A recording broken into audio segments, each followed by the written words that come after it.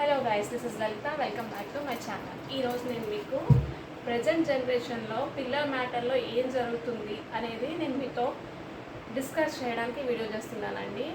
ఇదేదో ఫార్మాలిటీకో లేదంటే వ్యూస్ కోసమో కాదు, నేను ఎమోషనల్గా ఫీల్ అయ్యి వీడియో చేస్తున్నాను.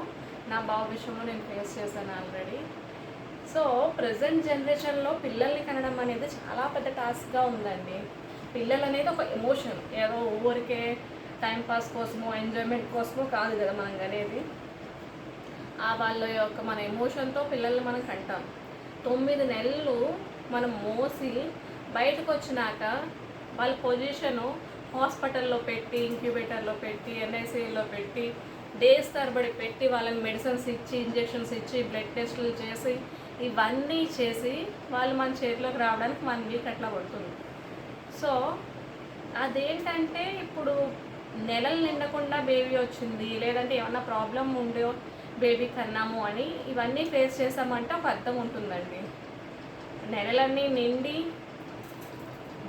మంచి వెయిట్తో పుట్టినా కానీ పిల్లల్ని ఇట్లాంటి సిచ్యువేషన్లో పెట్టాల్సి వస్తుంది అంటే అది హాస్పిటల్ తప్ప, డాక్టర్ల మిస్టేకా, లేదంటే జనరేషన్ అప్డేట్ అయ్యే కొద్దీ, టెక్నాలజీ అప్డేట్ అయ్యే కొద్దీ ఇట్లా చేస్తున్నారా ఏంటనేది నాకు అర్థం కావడం లేదు.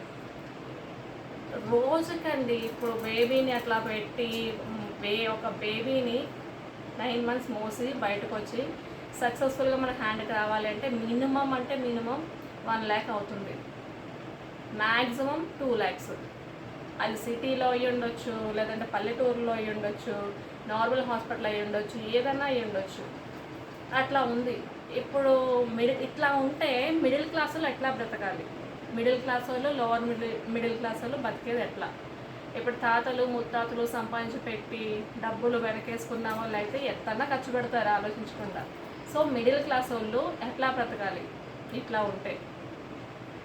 ఇంతకుముందు 1990sలో కానీ 2000 అట్లాంటి టైంలో పిల్లలకి ఇట్లాంటి ప్రాబ్లమ్స్ లేవా? ఒకవేళ ప్రాబ్లమ్స్ వస్తే వాళ్ళు ఇవేమి చేయలేదు కదా. అంటే మేము 90s బ్యాచ్ మాది. 90sలో ఉన్నప్పుడు కానీ, లేదంటే 2000 మా సిస్టర్స్ వాళ్ళు కానీ, వాళ్ళు పుట్టినప్పుడు ఇట్లాంటివి ఏమీ లేవా? అప్పుడు జాండీస్ పిల్లలకి వచ్చేవి కదా, అప్పుడు ఇట్లాంటి బ్లడ్ టెస్ట్లు ఏమీ లేవు కదా. మరి అప్పుడు పిల్లలు ఎట్లా సర్వైవ్ అయ్యేవాళ్ళు? ఇప్పుడు ఏమంటున్నారు జనరల్గా డాక్టర్లు? అప్పటి వరకు మదర్ వూమ్లో ఉంటున్నారు, వెచ్చగా ఉంటున్నారు, బయటకు వచ్చి అట్మాస్ఫియర్కి అడాప్ట్ అవ్వలేకపోతున్నారు. సో అప్పుడు పిల్లలు ఎలా అడాప్ట్ అయ్యారు, ఇప్పుడు ఎందుకు అడాప్ట్ అవ్వలేకపోతున్నారు? అది పిల్లలు తప్ప, మదర్ తప్ప, లేదంటే జనరేషన్ వల్ల వచ్చిన మిస్టేకా, లేదంటే అట్మాస్ఫియర్ వల్ల వచ్చిన మిస్టేకా, ఏదనేది నాకు అర్థం కావడం లేదండి. ఇది నేను చాలా అంటే చాలా ఎమోషనల్గా ఫీల్ అవుతున్నాను. నా బేబీ అనే కాదు, చాలామంది బేబీస్ని చూస్తున్నాను. నా బ్రదర్ బేబీ ఫుల్ హ్యాపీగా ఉన్నామండి. చాలా హెల్దీగా పుట్టాడు, మంచిగా ఫీడ్ తీసుకుంటున్నాడు, అన్నీ ఉన్నా జాండీస్ వచ్చినాయి, హాస్పిటల్లో అడ్మిట్ చేయాలి.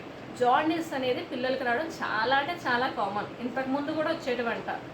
మా అమ్మ వాళ్ళు కానీ, మా నాన్నమ్మ వాళ్ళు, అమ్మమ్మ వాళ్ళు, లేదంటే ఎవరో అందరూ ఇదంతా కామను, పిల్లలకి వస్తాయి అంటున్నారు. మరి అలాంటి టైంలో వాళ్ళకి అదేమి టెక్నాలజీ లేదు కదా. మరి అప్పుడు ఎట్లా పోయినాయి అవన్నీ? ఇప్పుడు టెక్నాలజీ ఎక్కువయ్యే కొద్దీ డిసీజెస్ ఎక్కువవుతున్నాయి. పిల్లల్ని ఇట్లా చేయాలి, అట్లా చేయాలి, ఏమన్నా అంటే ఇట్స్ ఎమర్జెన్సీ, ఇట్స్ అర్జెంట్. నేను హాస్పిటల్కి యాంటీ కాదు, లేదంటే డాక్టర్లకి ఎనిమీ కాదు. నేను బ్యాక్గ్రౌండ్ నుంచి వచ్చిన అమ్మాయిని, నేను ఫార్మసీ చేసిన అమ్మాయిని, నేను హాస్పిటల్లో వర్క్ చేసిన అమ్మాయిని. కాకపోతే మిడిల్ క్లాస్ వాళ్ళు ఇట్లా ఉంటే ఎట్లా బ్రతికేది అనేది నా క్వశ్చన్ అండి. సో మీకు ఎప్పుడైనా ఇట్లాంటివి మీ లైఫ్లో జరిగినాయా?